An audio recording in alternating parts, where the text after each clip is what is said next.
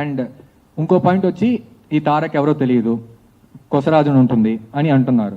అయితే ఈ తెలియని తారక్కి ఎందుకు సునీత గారు ఫోన్ చేయాలి? ఆ ఫోన్ చేసిన నా దగ్గర ఉన్న కాల్ రికార్డ్స్ కూడా ఉన్నాయి, ప్రింట్అవుట్స్ ఉన్నాయి. అవి 1 సెకండ్.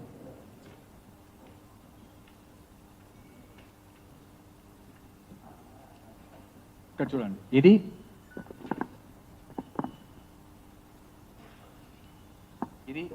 వాట్సాప్లో చేసిన నా కాల్. ఎందుకంటే నేను యూఎస్లో ఉంటాను, నా యూఎస్ నెంబర్ చేశారు.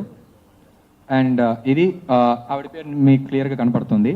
నాకు చేసిన ఫస్ట్ కాల్ June 6th, ఎప్పుడు మా నాన్న అస్వస్థ గురైనప్పుడు నాకు చేసి ఇన్ఫార్మ్ చేశారు. అలాగే ఫర్దర్ కాన్వర్జేషన్స్ అది ఆ ఒక్క రోజుతో మాత్రం ఆపల. మీరు చూడొచ్చు, కాన్వర్జేషన్ కంటిన్యూ అవుతూనే ఉంటుంది.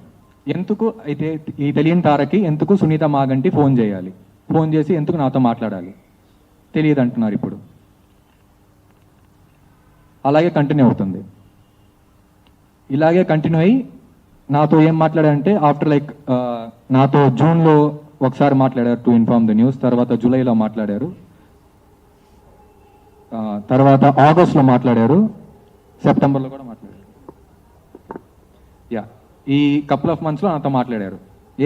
One of the important things దాంట్లో మాట్లాడిన టాపిక్ ఏమంటే, నేను అప్పుడు గ్రాడ్యుయేట్ అయిపోయా. మా నాన్న కూడా విజిట్ చేయడానికి ప్లాన్ చేసుకున్నారు, యూఎస్ వీసా తీసుకున్నారు నన్ను విజిట్ చేయడానికి అన్నీ.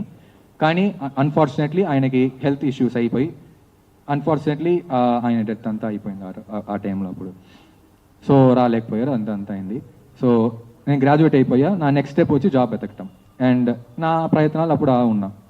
ఆవిడే నాకు ఫోన్ చేసి, ఇక్కడ నీ రెజ్యూమే పంపించమ్మా, నువ్వు ఇండియా రావక్కర్లేదు, నేను అక్కడే మీకు ఉద్యోగం ఎతుకుతా, కేటీఆర్ అంకుల్ ఉన్నారు. I'm quoting what she said.